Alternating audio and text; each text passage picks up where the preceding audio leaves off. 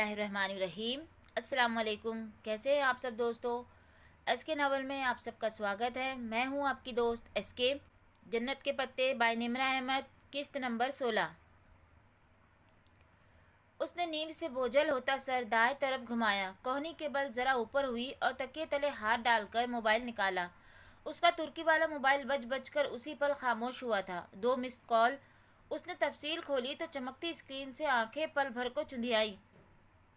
اس نے پلکے سکیڑے ہاتھ سے بال پیچھے ہٹاتے ہوئے اسکرین کو دیکھا۔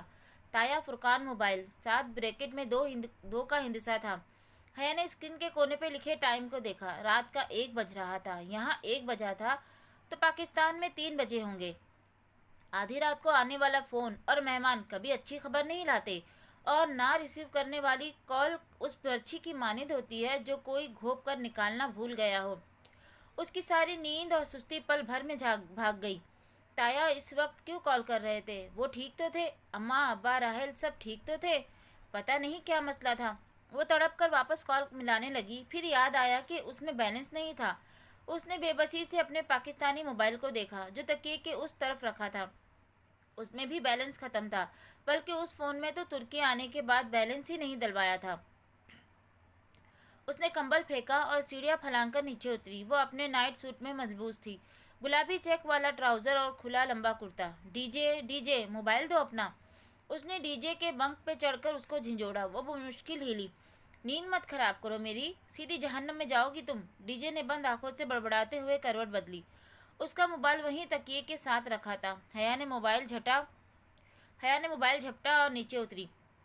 ٹالی کے بنک کی کرسی کھینچ کر بیٹھی اور اپنے موبائل سے تایا کا نمبر دیکھ کر ڈی جے کے فون پہ ملانے لگی۔ فون نمبر حیا سلیمان کو کبھی زبانی یاد نہیں رہتے تھے۔ نمبر ملا کر اس نے فون کان سے لگایا۔ لمحے بھر کی خاموشی کے بعد وہ مشینی نسوانی آواز ترکی میں کچھ بکنے لگی، جس کا مطلب یہ تھا کہ ڈی جے ذلیل کا بیلنس بھی ختم تھا۔ اس نے جھنجھلا کر فون کان سے ہٹایا۔ یورپی یونین کا سارا اسکالرشپ استقلال اسٹریٹ اور جواہر میں شاپنگ پہ اڑا دینے والیوں کے ساتھ یہی ہونا چاہیے تھا۔ اسی پل فون پھر سے بجا۔ تایا فرقان کالنگ۔ اس نے جھٹ سے کال اٹھا لی۔ ہیلو حیا، تمہارے پاس اس نمبر کے علاوہ کون سا دوسرا نمبر ہے؟ وہ تایا فرقان ہی تھے اور اتنے غصے سے بولے تھے کہ وہ کانپ گئی۔ جی کیا؟ حیا میرے ساتھ بکواس مت کرو، مجھے بتاؤ تمہارے پاس دوسرا کوئی نمبر ہے؟ وہ نیند سے جاگی تھی اور کبھی بھی اتنی حاضر دماغ نہیں رہی تھی، مگر ساری بات سمجھنے میں اسے لمحہ نہ لگا تھا۔ ارم پکڑی گئی تھی۔ آدھی رات کو کسی سے فون پر بات کرتی پکڑی گئی تھی۔ نہیں تایا ابا، میرے پاس یہی ایک نمبر ہے، اور دوسرا وہ فون کا جو آپ کے پاس آلریڈی ہے۔ تمہارے پاس موبی لنک کا کوئی نمبر نہیں ہے؟ نہیں تایا ابا، آپ بے شک ابا سے پوچھ لے، یہ نمبر ان کے نام ہے اور میں نے دوسرا نمبر رکھ کر کیا کرنا ہے؟ اچھا ٹھیک ہے۔ انہوں نے کھٹ سے فون بند کر دیا۔ اس نے گہری سانس لے کر موبائل کان سے ہٹایا اور دوسرے ہاتھ سے چہرے پہ آئے بال سمیٹ کر پیچھے کیے تو ارم فرقان اصغر پکڑی گئی تھی۔ میری ارم بھی تو ہے، مجال ہے جو بنا سر ڈھکے کبھی گھر سے نکلی ہو۔ وہ ارم کے لیے متاسف بھی تھی اور فکر مند بھی، مگر دور اندر دل کے اس پوشیدہ خانے میں جو کوئی شخص دنیا کو نہیں دکھاتا، اسے تھوڑی سی کمینی سی خوشی بھی ہوئی تھی۔ بہت اچھا ہوا تایا ابا، اس دور کے خانے میں کسی نے کہا تھا۔ اب تو آپ کو بھی معلوم ہو گیا ہوگا کہ دوسروں کی بیٹیوں پہ انگلیاں اٹھانے والے لوگوں کے اپنے گھروں پہ وہ انگلیاں لوٹ کر آتی ہے۔ بہت اچھا ہوا تایا ابا۔ صبح سویرے اٹھتے ہی وہ اسی کرتے ٹراؤزر پہ ایک ڈھیلا ڈھالا سا سویٹر اور شال لپیٹ کر دیا اسٹور آ گئی۔ بال اب اس نے کیچر میں باندھ لیے تھے اور اپنے گلابی کینچی چپل پہن لیے تھے۔ اسٹور سے اس نے کارڈ خریدا، ریچارج کیا اور موبائل پہ اماں کا نمبر ملاتی باہر کیفے کے برآمدے میں بچھی کرسی کھینچ کر بیٹھی۔ وہاں فاصلے پہ گول میزوں کے گرد کرسیوں کے پھول بنے تھے۔ اسٹوڈنٹ صبح صبح یہاں ناشتہ کرنے آتے تھے۔ سامنے سبانجی کا خوبصورت فوارہ نصب تھا، گول چکر میں مقید فوارہ جس کی پانی کی دھار بہت اوپر جا کر نیچے گرتی تھی۔ اتنی صبح صبح فون کیسے کیا؟ خیریت؟ فاطمہ ذرا فکر مند ہوئی۔ تو کیا میں آپ کو ایسے یاد نہیں کر سکتی؟ وہ آرام دہ انداز میں ٹانگ پہ ٹانگ رکھتی ذرا خفگی سے بولی۔ ہماری پاکستانی اسٹینج اسٹوڈنٹ ہمیں عموماً مسڈ بیل دیتی ہیں یا پھر کسی S M S website سے مفت کا ایس ایم ایس کر کے کال کرنے کا کہتی ہے تو ہم کال بیک کرتے ہیں، اس لیے اگر وہ علی صبح خود فون کرے تو حیرت تو ہوگی نا۔ بس اماں، غربت ہی اتنی ہے، کیا کرے۔ وہ قینچی چپلوں میں مقید پیر جھلاتے ہنس کر بولی تھی۔ ہاں، یورپی یونین نے وہ ہزاروں یوروز کا اسکالرشپ تو کسی اور کو دیا تھا نا۔ فاطمہ کی تشویش ختم ہو چکی تھی اور وہ اسی کے انداز میں بات کر رہی تھی۔ وہ تو وہ تو رینی ڈیز کے لیے سنبھال کر رکھا ہے۔ وہ تو رینی ڈیز کے لیے سنبھال کر رکھا ہے۔ کون سے رینی ڈیز؟ اسپرنگ بریک اماں، اور یہاں اسپرنگ بریک کے دنوں میں خوب بارش ہوتی ہے، اس لیے میں اور ڈی جے اسپرنگ بریک میں پورا ترکی گھومنے کا سوچ رہے ہیں۔ اور لگتا ہے آج کل آپ سائمہ تائی کی کمپنی میں رہ رہی ہیں، صبح ہی صبح طنز کیے جا رہی ہیں۔ اچھا، سب کچھ چھوڑے، یہ بتائے گھر پر سب خیریت ہے؟ ہاں، سب ٹھیک ہے۔ تایا فرقان کی طرف بھی؟ اس نے ہاتھ سے ویٹر کو اشارہ کیا۔ وہ قریب آیا تو اس نے مینو کارڈ پہ بنے ڈونٹ پہ انگلی رکھی، پھر انگلیوں سے وکٹری کا نشان بنایا تو وہ سمجھ کر واپس مڑ گیا۔ ہاں، کیوں، کسی نے کچھ کہا ہے؟ نہیں، مگر رات تایا فرقان کا فون آیا تھا۔ اچھا، آپ جا کر ان کو کہہ مت آئیے گا۔ لو، میں کیوں کہوں گی؟ فاطمہ الٹا خفا ہوئی، مگر وہ جانتی تھی کہ ماؤں کا بھروسہ نہیں ہوتا۔ لاکھ کہو کہ نہ بتائیے گا، پھر بھی اپنے اگلے پچھلے حساب چکاتے وقت کسی نہ کسی موقع پر اس بات کا استعمال کر ہی لیتی تھی۔ مگر ایک اچھی بیٹی کی طرح سے پوری بات ماں کے گوش گزار کیے بغیر ڈونٹ کہاں ہضم ہونے تھے۔ ساری بات دہرا دی، بس ارم کا میسج پڑھنے والا قصہ گول کر گئی۔ اچھا، پتہ نہیں، ہمیں تو کچھ نہیں پتہ چلا۔ وہ کچھ دیر اسی بات پہ تبصرہ کرتی رہی، پھر ایک دم یاد آنے پہ بولی، لو، میں بتانا ہی بھول گئی، مہوش کی شادی طے ہو گئی ہے۔ انہوں نے ایک زاہد چچا کی بیٹی کا نام لیا، جس کی نسبت کافی عرصے سے اپنے ماموں زاد سے طے تھی۔ اچھا، کب؟ اسے خوشگوار حیرت ہوئی۔ ترکی آتے وقت سنا تو تھا کہ اپریل کی کوئی تاریخ رکھیں گے، مگر اسے بھول گیا تھا۔ ہفتہ ہو گیا ہے رکھے ہوئے، جب بھی بات ہوتی ہے بتانا ہی بھول جاتی ہوں۔ پھر انہوں نے جو تاریخ بتائی وہ اپریل ان کی اسپرنگ بریک کے درمیان آتی تھی۔ تب تو ڈی جے اور میں عظیم ترکی کی سیر کر رہے ہوں گے۔ سبین کو بلایا تو ہے، مگر کہہ رہی تھی کہ سکندر بھائی کی طبیعت آج کل خراب رہتی ہے، وہ نہیں آ سکے گی۔ میں نے کہا جہان کو بھیج دو۔ اچھا ہے، ساتھ حیا بھی آ جائے گی، دونوں شادی اٹینڈ کر لیں گے، مگر وہ کہہ رہی تھی کہ مشکل ہے۔ اس نے فون کو کان سے ہٹا کر گھورا اور پھر ہنس دی۔ اماں بھی کبھی کبھی لطیفے سناتی ہیں۔ وہ انتہائی غیر رومانٹک سے ماں بیٹا کہاں مانتے ایسے رومانٹک ٹرپ کے لیے۔ اس نے سر جھٹک کر موبائل کان سے لگایا۔ فاطمہ کہہ رہی تھی، ایک تو تمہاری پھپھو بھی کوئی بات غیر مبہم نہیں کرتی۔ بالکل، اس نے تائید کی۔ ویٹر نے چاکلیٹ اور رنگ برنگے دانوں سے سجے دو ڈونٹس ٹیبل پر رکھے تو وہ الوداعی کلمات کہنے لگی۔ ارم کے متعلق مزید جاننے کی فی الحال اسے طلب نہیں رہی۔ بیو کدہ، پھر بیو کدہ؟ اس روز وہ شام میں جلدی سو گئی تھی، عشاء کے بعد آنکھ کھلی، کچھ دیر پڑھتی رہی، پھر روہیل سے اسکائپ پہ گھنٹہ بھر باتیں کی اور اسے ترکی کا سفر نامہ سنا کر خوب بور کیا، اور اب بھوک لگی تو کچن میں آ گئی تھی۔ ڈی جے نے آلو مٹر بنایا تھا، جو سالن کم اور کوئی گدلا پانی زیادہ لگ رہا تھا، جس میں مٹر، آلو اور پیاز تیر رہے تھے۔ وہ ناک چڑھاتے ہوئے اس ملگوبے کو گرم کرنے کے لیے پلیٹ میں ڈال ہی رہی تھی کہ ڈی جے نے پیچھے سے آ کر بتایا کہ اس نے حالے اور انجم باجی کے ساتھ بیو کدہ جانے کا پروگرام بنا لیا ہے اور کل 6 بجے کی گورسل اسٹیل پکڑنی ہے۔ بیو کدہ؟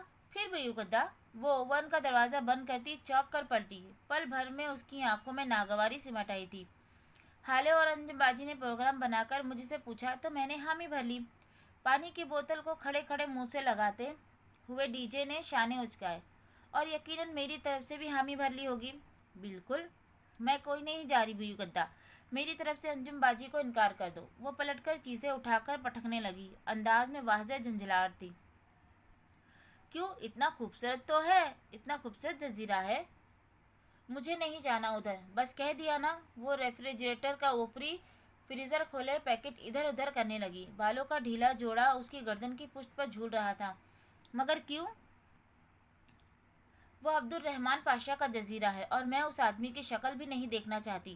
اس نے روٹیوں کا پیکٹ نکال کر فریزر کا دروازہ زور سے بند کیا، پیکٹ میز پہ رکھا، جمی ہوئی 2 روٹیاں نکالی اور پلیٹ میں رکھی۔ ان میدے کی بنی ترک روٹیوں کا نام انہیں معلوم نہ تھا، بس دیا اسٹوو پہ وہ فریزر میں نظر آئی تھی اور اتنی سمجھ تو انہیں تھی کہ انہیں مائکرو ویو میں گرم کر کے کھاتے ہیں۔ تب سے وہ یہی روٹیاں کھا رہی تھی۔ ڈی جے اس کے روٹی اوون میں رکھنے تک سکتے سے باہر آ چکی تھی۔ عبدالرحمن پاشا، وہ جس کا ذکر ہماری ہوسٹ آنٹی نے کیا تھا؟ ہاں وہی کرمنل اسمگلر۔ مگر اس کا کیا ذکر؟ حالے نے کہا تھا کہ… حالے کو چھوڑو، میں سب بتاتی ہوں۔ پہلے کیچپ لاؤ، پھر انجم باجی کو کال کر کے کل کا پروگرام کینسل کرو۔ کھانا کھا کر وہ دونوں باہر آ گئی۔ راحت گہری ہو چکی تھی۔ دونوں نے اونی سویٹر پہن رکھے تھے۔ وہ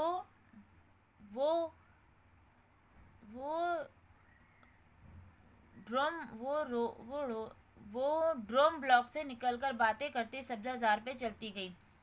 پہلے ڈی جے نے انجم باجی کو فون کر کے معذرت کی، اور جب اسے لگا کہ وہ ذرا ناراض ہو گئی ہیں کیونکہ ان دونوں نے خاصی پاکستانی حرکت کی تھی اور ترکی میں کمٹمنٹ توڑنا بہت برا سمجھا جاتا تھا، سو اس پاکستانی حرکت کو سنبھالنے کے لیے حیا نے فون لے لیا اور انہیں بتایا کہ اس کی پھوپھو نے کل اسے اور اس کی فرینڈ کو اپنے گھر انوائٹ کیا ہے، سو انجم باجی اس کی دعوت قبول کر کے آپ کے ساتھ چلیں۔ بیو کدھا پھر کسی روز چلے جائیں گے۔ یوں انجم باجی مان گئی اور اب وہ دونوں چلتے چلتے دیا اسٹور کے سامنے والے فوارے کی منڈیر پر آ بیٹھی تھی۔ فوارے کا پانی چھینٹے اڑاتا ہوا نیچے گر رہا تھا اور اس پانی میں بنتے مٹتے بلبلوں کو دیکھتے ہوئے حیا نے ساری کہانی الف تا یہ اس کو سنا ڈالی۔ ڈی جے کتنی دیر تو چپ بیٹھی رہی، پھر آہستہ آہستہ سوچ کر کہنے لگی، تو وہ پنکی میجر احمد تھا جو ہمیں مارکیٹ میں ملا تھا؟ بالکل۔ اور ڈولی اصلی خواجہ سرا تھا؟ شاید وہ ان کا پرانا ملازم ہے۔ اور تم منہ اٹھا کر اس کے گھر چلی گئی؟ منہ اٹھا کر کیا، میرا پاسپورٹ تھا اس پرس میں، اور اچھا ہی ہوا، ساری بات تو کلیئر ہو گئی۔ وہ اپنی غلطی مانتی، یہ ناممکن تھا، مگر تم نے اسے فون کر کے بہت غلطی کی۔ تو بھگت رہی ہوں نا وہ غلطی۔ اس ظالم شخص نے یہ نہیں سوچا کہ جہان کے پاس اس ریسٹورنٹ کے علاوہ کچھ نہیں ہے اور اس نے اسی کو تباہ برباد کر دیا۔ اب یقیناً وہ اس کی لینڈ لیڈی کو شہ دے گا کہ وہ ریسٹورنٹ واپس حاصل کر لے۔ وہ سخت نادم تھی۔ تمہیں کیا لگتا ہے وہ تم سے واقعی محبت کرتا ہے؟ کسی کو اذیت پہنچانا محبت نہیں ہوتی۔ کچھ دیر وہ یوں ہی اسی بات کو ہر پہلو سے ڈسکس کرتی رہیں۔ پھر ڈی جے نے ہاتھ اٹھا کر حتمی انداز میں کہا، ایک بات تو طے ہے، اب یہ معاملہ ختم ہو چکا ہے، وہ اب تمہارے پیچھے نہیں آئے گا۔ وہ سر ہلا کر اٹھ گئی۔ رات بہت بیت چکی تھی، اب ان کو واپس جانا تھا۔ سبزہ زار پہ چلتے ڈروم بلاک کی طرف بڑھتے ہوئے وہ سوچ رہی تھی کہ اپنے مسئلے کسی کو بتانے سے وہ حل نہیں ہوتے۔ دل کا بوجھ کسی کے سامنے ہلکا کرتے کرتے بعض دفعہ ہم اپنی ذات کو ہی دوسرے کے سامنے ہلکا کر دیتے ہیں۔ پریشانیاں بتانے سے کم ہو سکتی ہیں، ختم نہیں، جیسے اس کی پریشانی ابھی تک اس کے ساتھ تھی۔ کلاس روم کی کھڑکیوں سے سورج کی روشنی چھن کر آتی اندر آ رہی تھی۔ صبح کی نم ہوا بار بار شیشوں سے ٹکرا کر واپس پلٹ جاتی۔ جیو انفارمیشن کے سسٹم کے پروفیسر اپنے مخصوص انداز میں لیکچر لے رہے تھے۔ اس کے ساتھ بیٹھی ڈی جے بظاہر بہت توجہ سے لیکچر سنتی رجسٹر پر لکھ رہی تھی۔ وہ ہر چند لفظ لکھ کر سر اٹھا کر پروفیسر کو دیکھتی، ذرا غور سے ان کے اگلے الفاظ سنتی اور پھر سمجھ کر سر ہلاتی، دوبارہ لکھنے لگ جاتی۔ حیا نے ایک نگاہ اس کے رجسٹر پہ ڈالی، وہاں اس کا چلتا قلم لکھ رہا تھا، تم لوگوں کا اسپرنگ بریک کا کیا پروگرام ہے، کدھر جاؤ گے اور کون کون تمہارے ساتھ جا رہا ہے۔ آخری لفظ لکھ کر اس نے گردن سیدھی کر کے پورے اعتماد سے پروفیسر کو دیکھتے ہوئے رجسٹر دائیں جانب بیٹھے معتصم کو پاس کر دیا۔ یہ ان کی اور فلسطینیوں کی واحد مشترکہ کلاس تھی۔ معتصم نے ایک نگاہ کھلے رجسٹر پہ ڈالی اور پھر سر جھکا کر کچھ لکھنے لگا۔ جب رجسٹر واپس ملا تو اس پہ انگریزی میں لکھا تھا، ہم ہم ٹرکی کے ٹور پہ جا رہے ہیں، 7 دن میں 7 شہر، ہم پانچوں اور ٹالی۔ اور تم لوگوں کا کیا پروگرام ہے؟ اوہ، پھر یہ ٹالی، ڈی جے کوف سے جواب لکھنے لگی۔ ہم بھی 7 دنوں میں 7 شہر گھومنے کا سوچ رہے ہیں۔ اس نے رجسٹر آگے پاس کر دیا اور پھر ذرا ٹیک لگا کر بیٹھ گئی۔ معتصم اب صفحے پہ چند الفاظ گھسیٹ رہا تھا۔ تو ہمارے ساتھ چلو نا۔ تم لوگوں کو کب نکلنا ہے؟ پہلی چھٹی والے دن۔ ہم نے دوسری چھٹی پہ نکلنا ہے، سو تمہارے ساتھ مشکل ہو چلے گا۔ چلو پھر چھٹیوں کے بعد ملیں گے۔ No problem. معتصم نے ساتھ ایک مسکراتا ہوا چہرہ بنایا۔ حیا دانت پہ دانت جمائے بمشکل جمائیاں روکنے کی صحیح کر رہی تھی۔ اسے اس کلاس سے زیادہ بورنگ کوئی کلاس نہیں لگتی تھی۔ دفتن معتصم نے رجسٹر ڈی جے کی طرف بڑھایا تو اس پہ لکھے الفاظ کو پڑھ کر ڈی جے نے رجسٹر حیا کے سامنے رکھ دیا۔ حیا نے ذرا سی گردن جھکا کر دیکھا۔ اوپر اس نے انگریزی میں لکھا تھا، ٹرانسلیٹ ان اردو پلیز۔ اس کے نیچے عربی عبارت لکھی تھی، کیف حالک؟ حیا نے قلم انگلیوں کے درمیان پکڑا اور اردو ہجوں میں لکھا، آپ کا کیا حال ہے؟ اور رجسٹر واپس کر دیا۔ معتصم اور حسین کو آج کل ڈی جے سے اردو الفاظ سیکھنے کا شوق چڑھا تھا۔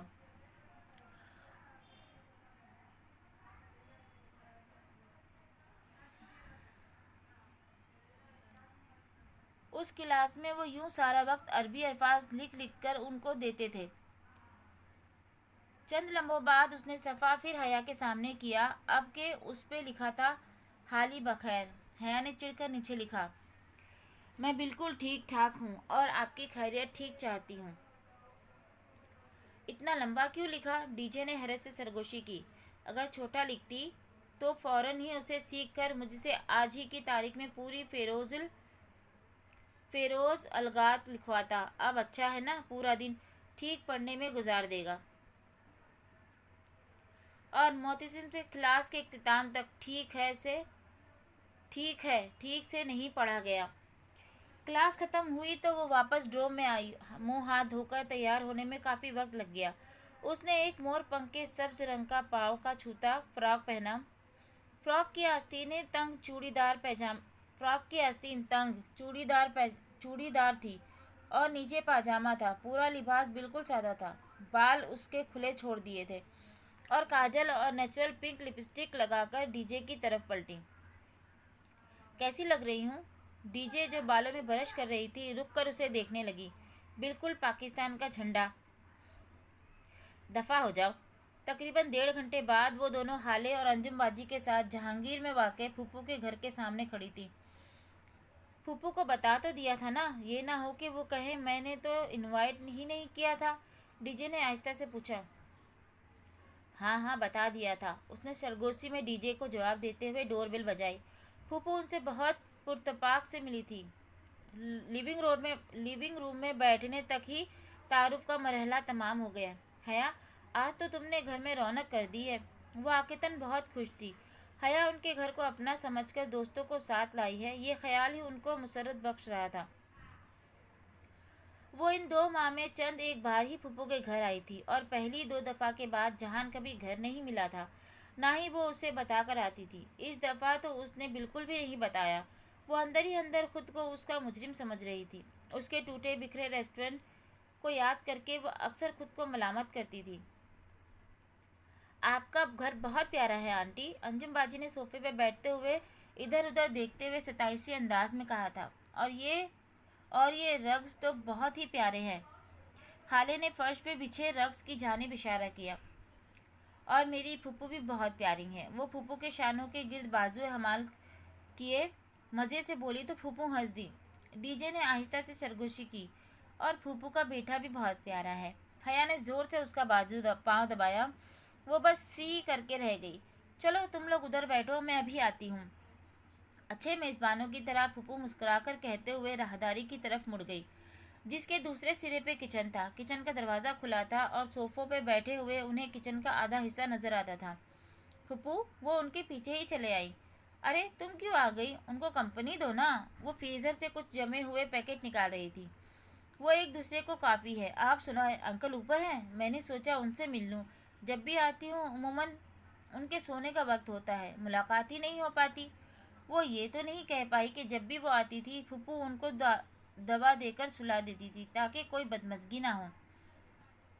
हाँ, शायद जागे हुए हों, तुम ऊपर देख लो।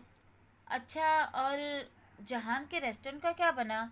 कुछ लोगों ने नुकसान कर दिया था शायद, ज़रा सरसरी अंदाज में पूछा। हाँ, अच्छा खासा नुकसान हो गया है उसका, काफ़ी चिड़चिड़ा रहने लगा है उस दिन से। बस दुआ करना, वो पुरमलाल लहजे में कहते हुए कैबिनेट से कुछ निकाल रही थी। वो वापस आई तो डीजे और हाले फूफो के घर की आरइश पे तबसरा कर रही थी, जबकि अंजुम बाजी बहुत गौर से टीवी पे कार्टून नेटवर्क देख रही थी, जिसके कार्टून तुर्क में डब किए गए थे। सबांजी में जो वाहिद शय देखने का मौका नहीं मिलता था वो टीवी था। उनको मसरूफ़ पाकर वो जीना चढ़ने लगी। कंधे से लटकते शेफून के सब्ज दुपट्टे का किनारा जीनों पे फिसलता उसके पीछे ऊपर आ रहा था।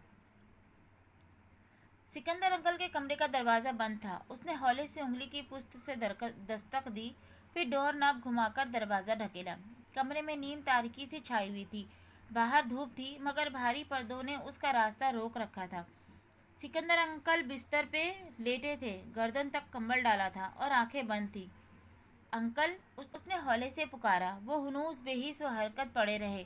वो चंद लम्हे तासिफ से उनका पुसमर्दा बीमार चेहरा देखती रही, फिर हौले से दरवाज़ा बंद करके बाहर आ गई। वो सीढ़ियों के वस्त में थी जब बैरूनी दरवाज़ा खुलने की आवाज़ आई। वहीं रेलिंग पे हाथ रख के रुक कर देखने लगी। सोफे पे आराम से बैठी लड़कियां भी तीर की तरह सीधी हुई थी। दरवाज़ा खोलकर जहान अंदर दाखिल हो रहा था। एक हाथ में ब्रीफकेस, दूसरे बाजू पे कोट डाले, टाई की नोट ढीली किए, हल्की गिरे शर्ट की आस्तीनें कोहनियों तक मोड़े, वो बहुत थका थका सा लग रहा था। पहले से कमज़ोर और मुरझाई हुई रंगत। दरवाज़ा बंद करके वो पलटा तो एकदम ठिठक कर रुका। अस्सलामुअलैकुम। वो जो सीढ़ियों के वस्त में खड़ी थी, सलाम करके जीने उतरने लगी। जहान ने चौंक कर सर उठाया, फिर उसे देखकर सर के इशारे से सलाम का जवाब दिया। फूफू से मिलवाना था ना अपनी फ्रेंड को। Nice to meet you. बगैर किसी मुस्कुराहट के उसने खड़े खड़े मुरवतन कहा और जवाब का इंतज़ार किए बगैर उन्हीं संजीदा तासरात के साथ किचन की तरफ बढ़ गया। ये अंजुम बाजी ने सवालिया निगाहों से उसे देखा। फूफू का बेटा जहान। वो कदरे खिफत से तारुफ करवाते हुए आखिरी जीना उतरकर सोफे पे आ बैठी। वहाँ से किचन का आधा मंजर दिखाई देता था। जहान का कोट राहदारी में लगे स्टैंड पे लटका था और ब्रीफकेस काउंटर पे। वो खुद भी काउंटर से टेक लगाकर खड़ा पानी की बोतल मुंह से लगाए घूंट घूंट भर रहा था। साथ ही फूफू कैबिनेट से कुछ निकालती दिखाई दे रही थी। घर छोटा था और राहदारी मुख्तसर, सो किचन में गुफ्तगू करते अफराद की आवाज़ें साफ सुनाई देती थी। ने जमन जल्दी। वो बोतल रखकर उनकी तरफ मुतवज्जा हुआ। हमान समदी। जवाबन वो ज़रा उखड़े अंदाज में दरश्ती से तुर्क में कुछ बोला तो डीजे से कुछ कहती हाले ने चौंक कर किचन की तरफ देखा। जहान। फूफू ने तन्वी निगाहों से उसे घूरा। उसने जवाब में खसा तलखी से कुछ कहते हुए बोतल मेज़ पे रखी। हाले ने कदरे बेचैनी से पहलू बदला। हया उसके चेहरे के उलझते तासरात बगौर देख रही थी। वो कुछ देर बाद ज़रा सोच कर बोली, हया, इस्तकलाल स्ट्रीट में आज लेवीज पे सेल लगी है, वो चेक ना कर लें? उठने का एक बहाना।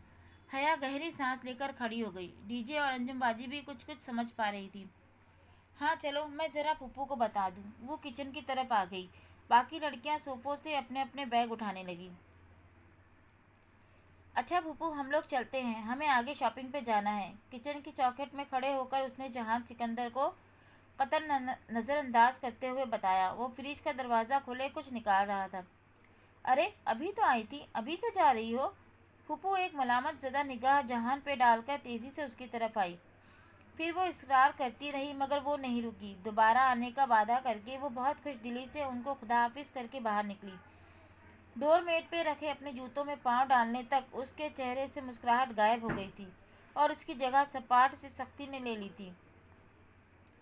वो उन चारों के आगे खामोशी से सड़क के किनारे चलने लगी। जब वो कॉलोनी का मोड़ मुड़कर दूसरी गली में दाखिल हुई तो तेज़ी से हाले की जानिब घूमी। हाले, जहान ने फूफू से क्या कहा था? जाने दो हया। हाले ने निगाहें चुराई। स्कार्फ में लिपटा उसका चेहरा कदरे फीका सा था। हाले, मुझे बताओ, उसने क्या कहा था? हया, वो और किसी बात पे अपसेट होगा, तुम छोड़ो इस वाक्य को। ہالے چگل لو، میں تم سے کچھ پوچھ رہی ہوں۔ اس نے کندھوں سے پکڑ کر ہالے کو جھنجھوڑتے ہوئے اس کا پورا نام لیا۔ چولو یعنی کہ اس گاؤں کی ہالے نور۔ اچھا ٹھیک ہے، پھر سنو، اس نے پہلے پوچھا کہ یہ کب آئیں، پھر کہا کہ ان کے لیے اتنا پھیلاوا کرنے کی کیا ضرورت ہے، اور اس نے کہا کہ میں سارا دن کتوں کی طرح اس لیے نہیں کماتا کہ آپ یوں ضائع کر دیں۔ اس کے کندھوں پہ رکھے حیا کے ہاتھ نیچے جا گرے، بہت آہستہ سے وہ پلٹ گئی۔ حیا چھوڑ دو، انجم باجی نے پیچھے سے کندھا تھپتھپا کر اسے تسلی دی۔ چھوڑ ہی تو دیا ہے، آج کے بعد میں کبھی پھپھو کے گھر قدم نہیں رکھوں گی۔ میں اتنی ارزا تو نہیں ہوں کہ میرے مغرور رشتہ دار میری یوں توہین کرے۔ وہ کوٹ کی جیبوں میں ہاتھ ڈالے سیدھ میں دیکھتے ہوئے ان کے آگے چلتی جا رہی تھی۔ آج اس کا دل بہت بری طرح دکھا تھا۔ رات سبانجی کے گرد و نواح پہ اپنے پر پھیلائے ہوئے تھی۔ سبزہ زاروں پہ جمی برف اب پانی بن کر جھیل میں بہتی تھی۔ باہر کی تازہ ہوا ہر سو پھول کھلا رہی تھی۔ ڈورم بلاکس کے چوکور کھڑکیاں باہر سے روشن دکھائی دیتی تھی۔ رات بیت چکی تھی مگر ہاسٹل جاگ رہا تھا۔ اسپرنگ بریک شروع ہونے میں چند دن ہی تھے اور چھٹیوں سے پہلے یہ ان کی ڈورم میں آخری راتیں تھیں۔ پھر باری باری سب کو اپنے اپنے ٹور پہ نکل جانا تھا۔ خدیجہ، حیا، ٹالی اور چیری کے ڈورم میں رونق اپنے عروج پہ تھی۔ حیا کی کرسی پہ سوئٹزرلینڈ کی سارا ایکسٹینشن کا ریسیور کان سے لگائے بیٹھی تھی۔ مسکراہٹ دبائے انگلی پہ سنہری بالوں کی لٹ لپیٹتے ہوئے وہ کہہ رہی تھی، میرا فیورٹ کلر تو بلو ہے۔ اوہ، تمہارا بھی یہی ہے مومن؟ وہ کہنے کے ساتھ بمشکل ہنسی روکے ہوئے تھی۔ مومن کافی دنوں سے اس کی توجہ لینے کی کوشش کر رہا تھا مگر وہ اس کو دکھانے کے لیے ہالینڈ کے لطیف کے ساتھ نظر آتی تھی۔ لطیف خالص ڈچ اور کیتھولک تھا مگر افغانستان میں پیدا ہونے کے سبب اس کے ماں باپ نے اس کا نام اپنے کسی افغان دوست کے لطیف کے نام پہ رکھا تھا۔ یوں وہ تمام فلسطینیوں کا بہت اچھا دوست بن چکا تھا سوائے مومن کے۔ سامنے ڈی جے کی کرسی پہ ہالے بیٹھی تھی اور اس کے مقابل کاؤچ پہ اسپین کی سنڈرا تھی۔ وہ دونوں اپنے درمیان ایک میگزین کھولے تبصرہ کر رہی تھی۔ اس تھیم کے ساتھ یہ کنٹراسٹ کچھ اوور لگے گا نہیں؟ ہالے متذبذب سی سنڈرا سے پوچھ رہی تھی۔ چیری اپنے بنک کی سیڑھیوں کے ساتھ کھڑی اپنی کیپوا آئل کی آدھی شیشی ان کو دکھاتے ہوئے بار بار نفی میں سر ہلاتے ہوئے آئی ڈونٹ بلیو دس کہہ جا رہی تھی۔ کسی لڑکی نے باتھ روم میں رکھا اس کا تیل استعمال کر کے اوپر چٹ لگا کر معذرت کر لی تھی کہ چونکہ میں جلدی میں ہوں سو پوچھ نہیں سکی، اور چیری کو جب سے ان چند بوندوں کا غم کھایا جا رہا تھا۔ ان چینیوں کے دل بھی اپنے قد کی طرح ہوتے ہیں، چھوٹے اور پست۔ ٹالی جو اوپر اپنے بنک پہ بیٹھی حیا کو اسرائیلی نامہ سنا رہی تھی، لمحہ بھر کو بات روک کر چیری کو دیکھتے ہوئے بولی، پھر سر جھٹک کر بات کا وہیں سے آغاز کیا جہاں چھوڑی تھی۔ You know in Israel we have such citrus that ٹالی کے نزدیک دنیا کا سب سے رسیلا پھل اسرائیل کا تھا۔ سب سے میٹھا پانی، سب سے خالص شہد، سب سے خوشبودار پھل اور سب سے سہانا موسم اسرائیل کا تھا۔ وہ کہتی تھی اسرائیل جنت ہے، مقدس اور بابرکت سرزمین ہے، اور اس کے جاتے ہی حیا اور ڈی جے اس کے فکرے میں یوں ترمیم کر لیتی کہ فلسطین جنت ہے، مقدس اور بابرکت سرزمین ہے۔ ابھی حیا بہت انہماک سے دونوں ہتھیلیوں پہ چہرہ گرائے اس کی باتیں سن رہی تھی۔ جو بھی تھا، اسرائیل نامہ سننے میں مزہ بہت آتا تھا۔ دھیمی آواز میں بات کرنے کے باوجود ان سب کی آوازوں نے مل کر شور کر رکھا تھا، اور اس سارے شور میں ڈی جے اپنے بنک کے اوپر بستر میں لیٹی تکیہ منہ پہ رکھے ہوئے تھی۔ ان کی آواز بلند ہوتی گئی تو اس نے منہ سے تکیہ ہٹایا اور چہرہ اوپر کر کے بیزاری سے ان کو مخاطب کیا، پلیز شور مت کرو، میرے سر میں درد ہے، مجھے سونے دو۔ اوکے۔ حالے نے فوراً اس بات میں سر ہلایا۔ سب نے شش کر کے ایک دوسرے کو چپ کروایا اور دھیمی دھیمی بڑبڑاہٹوں میں بولنے لگی۔ ڈی جے واپس لیٹ گئی اور تکیہ منہ پہ رکھ لیا۔ ہاں چاند، میں چاند کو ہی کہہ رہی تھی۔ سارا جو اپنی لٹ کو انگلی پہ مڑوڑتے مسکراتے ہوئے کہہ رہی تھی، دوسری طرف کچھ سن کر ذرا گڑبڑائی۔ اچھا، آج چاند نہیں نکلا؟ میں نے شاید پھر اپنے تصور میں دیکھا تھا۔ مجھے یہی کلر اسکیم چاہیے، اور اگر اس کے ساتھ ہم یہ پھول کر لیں تو وہ میچ کر جائیں گے۔ پھر یہ رنگ۔ سینڈرا میگزین کے صفحے کو پلٹ کر پیچھے سے کوئی دوسرا صفحہ نکال کر ہالے کو دکھانے لگی۔ آہستہ آہستہ ان کی آوازیں پھر سے بلند ہونے لگیں۔ چند ثانیے بعد ڈروم میں پھر سے شور مچا۔ Some one please shut up! D J ضبط کھو کر اٹھی اور زور سے چلائی۔ وہ پچھلے 2 گھنٹوں میں کئی دفعہ ان کو خاموش ہونے کو کہہ چکی تھی، مگر بار بار لڑکیوں کی آوازیں بلند ہو جاتی تھیں۔ لیکن اس کے یوں چلانے پر ایک دم سے ڈروم میں آوازیں فوراً بند ہو گئی۔ بس تم آرام کرو، ہم چپ ہیں، اب سب آہستہ بولو۔ اچھا، حیا نے جلدی سے مسکرا کر اسے تسلی دی۔ وہ کچھ بڑبڑاتے ہوئے واپس لیٹ گئی اور کمرے میں سب مدھم سرگوشیوں میں بات کرنے لگے۔ چند پل مزید سرکے پھر اسرائیل میں ہمارا مقدس درخت۔ سب سے پہلے ٹالی کی آواز بلند ہوئی تھی، پھر سارا، پھر ہالے اور پھر چیری، جو ابھی تک سب کو متوجہ کرنے کی صحیح کرتے ہوئے انہیں بوتل دکھا رہی تھی۔ مطلب یہ کہاں کی اخلاقیات ہے کہ کسی کا تیل اس سے پوچھے بغیر استعمال کر لیا جائے؟ شور واپس لوٹ رہا تھا۔ ڈی جے ایک دم اٹھی، کمبل اتار کر پھینکا، بنک کی سیڑھیاں پھلانگ کر اتری، اپنی میز پہ رکھا سویٹر گردن میں ڈالا، ساتھ رکھی 3 کتابیں اٹھائی، تہہ کردہ اینک کھول کر آنکھوں پہ لگائی اور خاموشی سے کسی کی طرف بھی دیکھے بغیر باہر نکل گئی۔ اس نے اپنے پیچھے دھڑام سے دروازہ بند کیا تھا۔ ڈروم میں ایک دم سناٹا چھا گیا، سب نے ایک دوسرے کو دیکھا تھا۔ سارا نے بنا کچھ کہے ریسیور کریڈل پہ رکھ دیا تھا۔ چیری نے خفت سے اپنی بوتل واپس بیگ میں رکھی۔ ہالے اور سینڈرا نے میگزین بند کر دیا۔ بہت سی نادم نگاہوں کے تبادلے ہوئے۔ وہ ناراض ہو گئی ہے، اب کیا کریں؟ ہالے بہت آہستہ سے بولی۔ ٹھہرو، میں اسے مناتی ہوں۔ حیا نے کمبل پرے ہٹایا اور بنک کی سیڑھیاں اتر کر نیچے آئی، میز پہ رکھا اپنا دوپٹہ اٹھایا اور چپل پہنتے ہوئے باہر نکل گئی۔ پیچھے کمرے میں ابھی تک سناٹا چھایا تھا۔ اسٹڈی کے ساتھ ہی تھی، اسے پتا تھا ڈی جے وہیں ہوگی۔ اس نے دروازہ ڈھکیلا تو وہ کھلتا چلا گیا۔ وہ سامنے رائٹنگ ٹیبل پہ کتابیں پھیلائے بیٹھی تھی۔ چوکھٹ سے اس کا نیم رخ ہی نظر آتا تھا، پھر بھی وہ دیکھ سکتی تھی کہ وہ رو رہی ہے۔ اس کا دل ایک دم بہت زیادہ دکھا۔ وہ دبے قدموں چلتے ہوئے اس کے قریب آئی۔ D J? خدیجہ بائیں کنپٹی کو انگلی سے مسلتے چہرہ کتاب پہ جھکائے آنسو پینے کی کوشش کر رہی تھی۔ D J, we are really sorry. وہ کرسی کھینچ کر اس کے ساتھ بیٹھی اور اس کا ہاتھ تھامنا چاہا۔ ڈی جے نے سختی سے ہاتھ چھڑا لیا۔ اسے بے حد ملال ہوا۔ سوری یار، ہم نے تمہارا خیال نہیں کیا۔ تمہاری طبیعت تو ٹھیک ہے؟ وہ جواب دیے بنا یوں ہی کنپٹیوں کو انگلی سے مسلتی کتاب پہ سر جھکائے بیٹھی رہی۔ سر میں درد ہے؟ اس نے ہولے سے پوچھا۔ ڈی جے نے اس بات میں سر ہلایا۔ ٹیبلٹ لی ہے کوئی؟ ہاں، وہ ہتھیلی کی پشت سے گیلے رخسار رگڑتے ہوئے بولی تو آواز بھاری تھی۔ صرف یہی بات ہے؟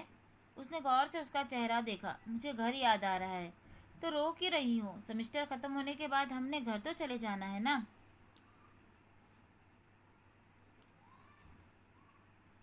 سمسٹر ختم ہونے میں بہت دیر ہے، اس نے چہرہ اٹھا کر بے چارگی سے اسے دیکھتے ہوئے کہا۔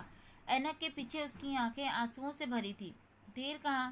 فروری میں ہم ادھر آئے تھے، مارچ گزر گیا، اپریل گزر رہا ہے، مئی آنے والا ہے، جون میں ایگزام ہوں گے اور جولائی میں ہم پاکستان ہوں گے۔ 5 ماہ تو ختم بھی ہو گئے۔ ڈی جے بھیگی آنکھوں سے مسکرا دی۔ کیا زندگی اتنی جلدی گزر جاتی ہے؟ اس سے بھی جلدی گزر جاتی ہے، ہمیں پتہ بھی نہیں چلتا اور ہمارا وقت ختم ہو جاتا ہے۔ اختتام، دی اینڈ، خلاص۔ اس نے ہاتھ جھاڑ کر جیسے بات ہی ختم کی۔ ڈی جے چند لمحے ڈبڈبائی آنکھوں سے اسے دیکھتی رہی۔ حیا، میں نے کل اپنی امی کو خواب میں دیکھا تھا، وہ بہت بری طرح رو رہی تھی، اتنی بری طرح کہ میرا دل ڈر رہا ہے، پتہ نہیں گھر میں سب ٹھیک بھی ہیں یا نہیں۔ میں گھر کا آخری بچہ ہوں اور آخری بچوں کے حصے میں ہمیشہ بوڑھے ماں باپ آتے ہیں۔ میرا دل ان کے لیے دکھتا ہے حیا، میں سمجھ سکتی ہوں، مگر ہم کیا کر سکتے ہیں؟ 3 ماہ تو ہم نے یہاں گزارنے ہیں نا۔ ہم پاکستان چلے جائیں؟ تم جانتی ہو یہ ناممکن ہے، ہم نے کانٹریکٹ سائن کیا ہے، ہم 5 ماہ ختم ہونے تک ترکی نہیں چھوڑ سکتے۔ میں مستقل جانے کی بات نہیں کر رہی، بس چند دن کے لیے اسپرنگ بریک میں ہم اسلام آباد چلے جائیں۔ حیا نے گہری سانس لی۔ میری بھی کزن کی شادی ہے، مگر میں اسے قربان کر رہی ہوں صرف اس لیے کہ اگر ہم ابھی پاکستان گئے تو واپس آتے ہوئے ہمارا دل بہت خراب ہوگا، اور پھر یوں ترکی میں اکیلے گھومنے پھرنے کا موقع ہمیں کبھی نہیں ملے گا۔ اکیلے؟ ڈی جے نے استہزایا سر جھٹکا۔ تمہیں پتہ ہے ہم دونوں نے اسکالرشپ پروگرام کے لیے کیوں اپلائی کیا تھا؟ کیونکہ ہم دونوں کو اکیلے آزادی سے وقت گزارنے کا شوق تھا، ایسی آزادی جس میں ابو اور بھائیوں کی روک ٹوک نہ ہو۔ مگر انسان آزاد تبھی ہوتا ہے جب وہ تنہا ہوتا ہے، اور یہی تنہائی قید کر لیتی ہے۔ ہر آزادی میں قید چھپی ہوتی ہے، جیسے اب ہم ترکی میں قید ہیں، اور مجھے لگتا ہے ہم کبھی پاکستان واپس نہیں جا سکیں گے۔ حیا نے جیسے تعصب سے نفی میں گردن ہلائی، پھر نگاہ میز پہ رکھی ڈی جے کی موٹی سی فلسفے کی کتاب پہ پڑی، جس کے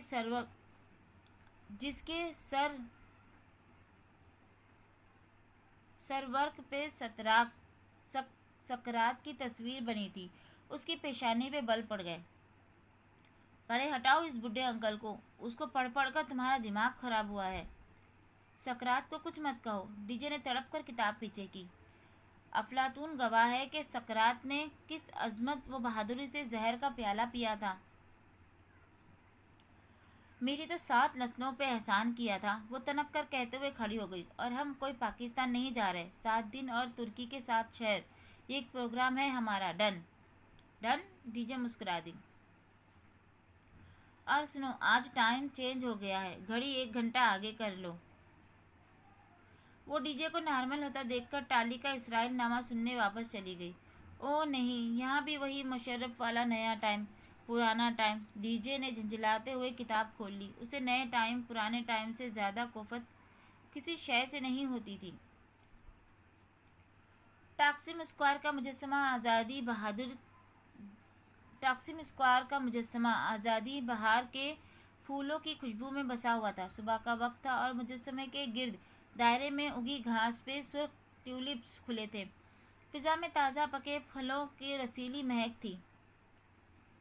وہ دونوں اس ٹھنڈی میٹھی ہوا میں ساتھ ساتھ چلتی استقلال اسٹریٹ کی طرف بڑھ رہی تھی۔ دونوں نے سیاہ کوٹ پہن رکھے تھے اور بازو میں بازو ڈال رکھا تھا۔ اتنی دفعہ استقلال اسٹریٹ آ چکی تھی کہ بہت سی دکانیں تو انہیں حفظ ہو چکی تھی۔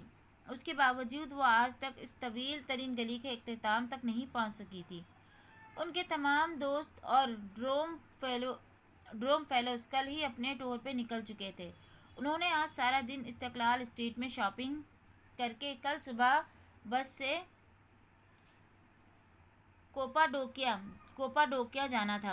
آج وہ خوب بھاو تاو کر کے شاپنگ کرنے کا پروگرام بنا کر آئی تھی، کیونکہ ویسے بھی پاکستانی سیاحوں کے لیے ترک فوراً کم کر دیتے ہیں۔ 7 دن، 7 شہر، کتنا مزہ آئے گا نا؟ ڈی جے نے چشم تصور سے خوبصورت ترکی کو دیکھتے آنکھیں بند کر کے کھولی تھی۔ چلیے جی، آج کی لانگ ایپیسوڈ ختم ہوئی۔ پھر ملتے ہیں اگلی ایپیسوڈ میں۔ ایپیسوڈ اگر اچھی لگے تو لائک کر دیجیے، سبسکرائب کر دیجیے گا اور کمنٹ بھی کر دیجیے گا۔ تب تک کے لیے پھر ملتے ہیں۔ فی امان اللہ، اللہ حافظ۔